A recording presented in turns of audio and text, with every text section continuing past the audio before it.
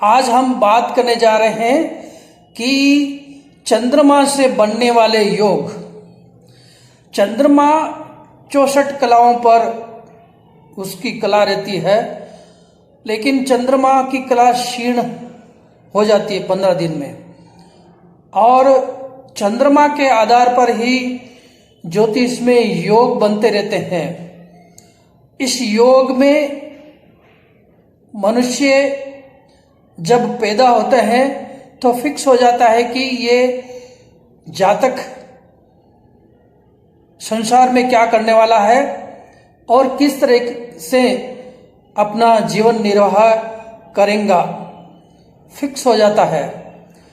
चंद्रमा के आधार पर जातक का निर्माण होता है और सब ग्रह का सर्कुलेशन है वो चंद्रमा के आधार पर ही दशा अंतर्दशा से निर्धारित किया जाता है। एक तरह से देखा जाए तो मनुष्य जब जातक पैदा होता है तो एक सफेद कागज लेकर के आता है और उसके कर्म के आधार पर वो लिख करके जीता है। यानी चंद्रमा के आधार पर व्यक्ति सफेद पेपर लेकर आया है और जो जो कर्म करता है वो उसके कर्म के आधार पर लिख करके चले जाता है। यही एक ज्योतिष का ज्ञान है। उसमें योग, बड़े बड़े योग रहते हैं। कुछ अच्छे योग प्रभावित करते हैं और कुछ बुरे योग व्यक्ति के जीवन में आते रहते हैं। बुरे योग को टालने के लिए ज्योतिष के पास जाना अति आवश्यक है। जब बुरे योग जिंदगी में उतार चढ़ाव रहता है, साढ़े साती रहती है, अर्ध अष्टम शनि रहता है, ये चंद्रमा के आधार पर ही देखा जाता है।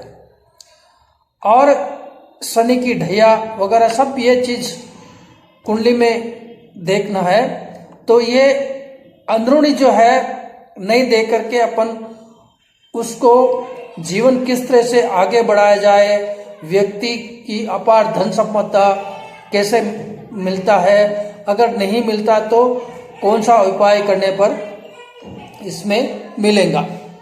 अब मैं ये बताने जा रहा हूं कि कौन सा कार्य कौन सा तिथि वार नक्षत्र में करने से अपार धन संपत्ति मिलता है। चंद्रमा जब कौन कौन सी राशियों में विचरण करता है और कौन कौन सी नक्षत्र में आने से क्या प्रभाव देता है, आज मैं बता रहा हूं। अब इसका सारांश लेंगे कि जब व्यक्ति का चंद्रमा बलवान है तो उसका जीवन बहुत ही सुगम तरीके से चलता है। चंद्रमा कुंडली में मजबूत होना चाहिए। अगर चंद्रमा क्षीण है और चंद्रमा पाप ग्रहों से पीड़ित है तो व्यक्ति का जीवन में उतार चढ़ाव रहता है और जीवन में कुछ कुछ स्थितियों में निर्धनता भी आती है और कुछ कुछ स्थिति में आदमी संयम खो देता है और निर्णय लेने में उसको कठिनाई आती है, मजबूती जीवन वो जी नहीं सकता। अब जब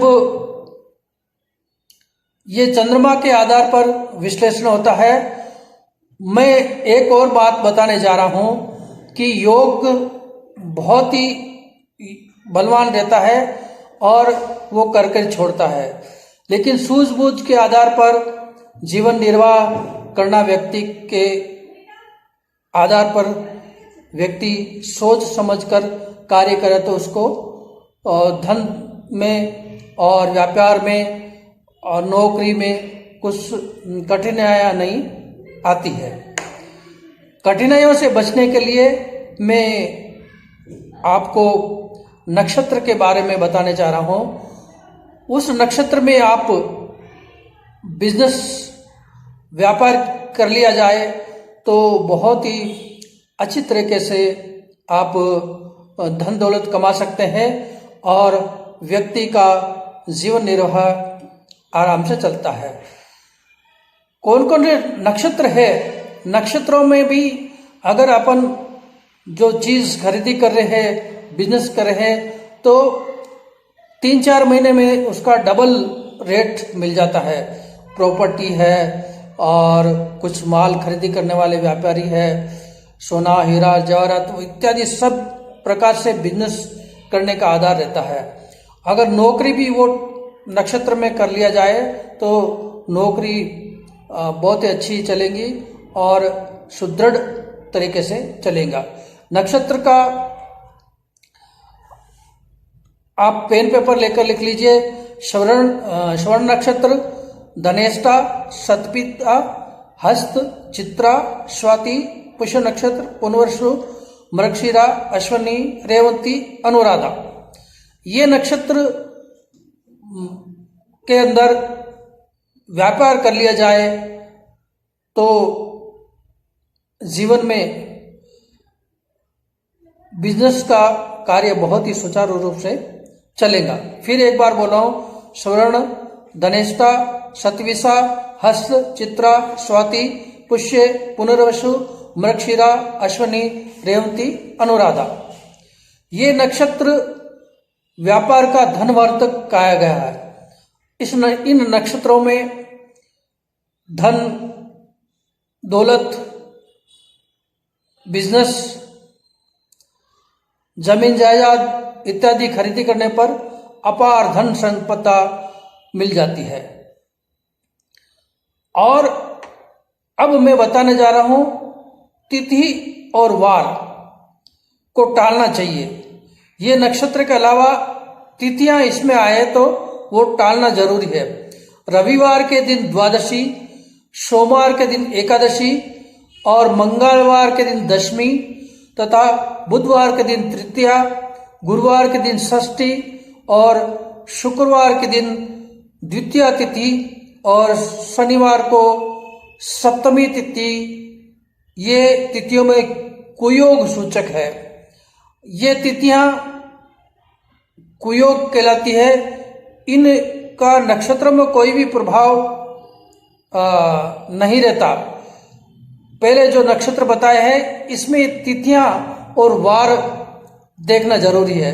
फिर मैं एक रिपीट करना हो, रविवार के दिन द्वादशी, सोमवार के दिन एकादशी, मंगलवार के दिन दशमी, बुधवार को तृतीया, गुरुवार को षष्ठी, शुक्रवार को द्वितीया और शनिवार को सप्तमी तिथि पढ़ने पर यह कुयोग सूचक है।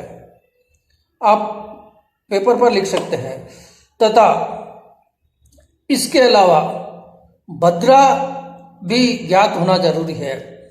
भद्रा जब चंद्रमा कर्क, सिंह और कुंभ और मीन राशि में पड़ता है तो यह पृथ्वीलोक पर भद्रा रहती है। तो भद्रा के दिन शुभ कार्य को तजना चाहिए।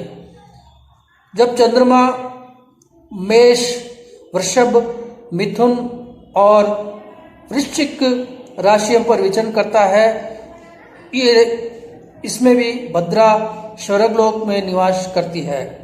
जब चंद्रमा कन्या, तुला, धनु और मकर राशि में रहता है, ये पाताल लोक पर भद्रा निवास करती है। इन भद्राओं पृथ्वीलोक में जो भद्रा है उसको टालना जरूरी है।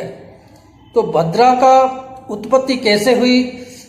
शनि महाराज की बहन भद्रा है और भद्रा सूर्य की पुत्री कही गई है।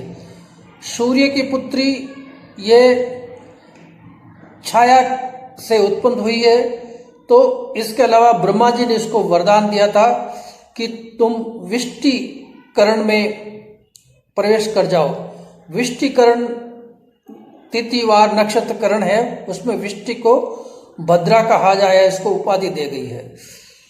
तो ये भद्रा तिथि को भी टालना जरूरी है। भद्रा तिथि कौन कौन से शुक्ल पक्ष की चतुर्थी, अष्टमी, एकादशी और पूर्णमासी के दिन भद्रा रहती है। इसमें स्वर्गलोक, पाताल लोक का भी भद्रा का ज्ञान करना जरूरी है। कृष्ण पक्ष की तृतीया, सप्तमी, दशमी और चतुर्दशी, इस तिथियों में भी भद्रा निवास करती है। यानी शुक्ल पक्ष की चतुर्थी, अष्टमी, एकादशी, पूर्णमासी, इस दिन भद्रा निवास करती है। और कृष्ण पक्ष की तृतीया, सप्तमी, दशमी और चतुर्दशी, ये भद्रा का ज्ञात करना चाहिए। तो अब मैं बता दिया हूं कि व्यापार का अपार धन संपत्ति प्राप्त करने वाले नक्षत्र जो है श्रवण, धनेष्ठा, शतभिषा, हस्त, चित्रा, स्वाति, पुष्य, पुनर्वसु, मृगशिरा, अश्विनी, रेवती, अनुराधा। इस नक्षत्र में जो व्यापार किया गया अपार धन संपदा का मालिक होता है और 4 गुना उसको रिजल्ट मिलता है। तो इसमें क्या है, नक्षत्र में टाल दिया जाना है, भद्रा टालना है और ये तिथियां और वार टालना है। तिथियां जो है रविवार को द्वादशी, सोमवार को एकादशी, मंगलवार को दशमी, बुधवार को तृतीया, गुरुवार को षष्ठी, शुक्रवार को द्वितीया और शनिवार को सप्तमी तिथि, ये कुयोग तिथियां हैं। तो कुयोग तिथि और भद्रा को टालने पर ये जो मैं नक्षत्र बताया हूं वो नक्षत्रों के आधार पर आप बिजनेस करेंगे तो आपको बहुत ही उम्दा और बहुत ही शुभ फलदायी देता है। क्योंकि आदमी को नुकसान देखता है, प्रॉफिट तो होना ही है, लेकिन अलग अलग नक्षत्रों में, कुर नक्षत्र में खरीदी किया गया बिजनेस आगे नहीं बढ़ता है। सौम्य नक्षत्रों में खरीदी किया हुआ बिजनेस आगे बढ़ता है और उसको कई गुना लाभ मिलना शुरू हो जाता है। तो इसलिए जो अपना व्यापार कर रहे हैं तो व्यापारी के लिए नक्षत्र बहुत ही शुभ माने गए हैं। उसमें भद्रा को देखना चाहिए और कुयोग तिथियों को देखने के, वो भी देख करके आप अपना व्यापार सुचारू रूप से करते हैं। लगभग चंद्रमा के आधार पर, सूर्य और चंद्रमा के आधार पर ये तिथि गणना करके ही बिजनेस करना शुभ फलदायी रहता है।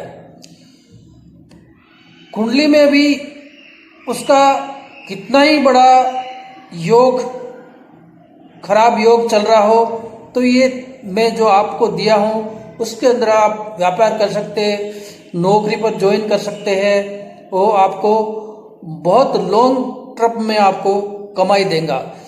क्योंकि व्यक्ति अपने कर्मों के आधार पर जीता है, लेकिन ये फलादेश के आधार पर ज्योतिषी कुछ उसको रास्ता बता देते हैं। वो रास्ता पकड़ने पर व्यक्ति ऊंचाइयों पर चले जाता है। क्योंकि कितने भी योग है, अच्छे भी हो गए और बुरे भी है, दशा अंतरदशा आती रहती है। वो दशा अंतरदशा को छोड़ करके मैंने आपको ये आज उपाय बताया हूँ। वो नक्षत्र के दिन आप बिजनेस कर सकते हैं, प्रॉपर्टी खरीदी कर सकते हैं और दूसरे जो शुभ कार्य है वो भी घर बना सकते हैं, घर का निर्माण, वास्तु दोष। तो एक नक्षत्र पुष्य योग जो है वो विवाह के लिए डालना चाहिए। बाकी का ये जो नक्षत्र बहुत अच्छी उम्दा और बहुत ही अच्छा सुचारू रूप से होता है। इसलिए आज मैं चंद्रमा के आधार पर जो बनने वाला योग को टाल करके आदमी किस तरह से लाभ अर्जित कर सकता है, मैं आपको उपाय बताया हूँ। ये आप मेरा वीडियो देख करके नोट कर लीजिए, क्योंकि ये इसमें जो विद्या आपको पूरे बताई नहीं जाती, इसमें किस तरह से क्या करना चाहिए, बिजनेस कैसा होना, कैसा नहीं होना। आप एक सटीक पेपर पर लिख करके आपका व्यापार सुचारू रूप से आप कर सकते हैं और बहुत ही आपको लाभदायक मिलेगा।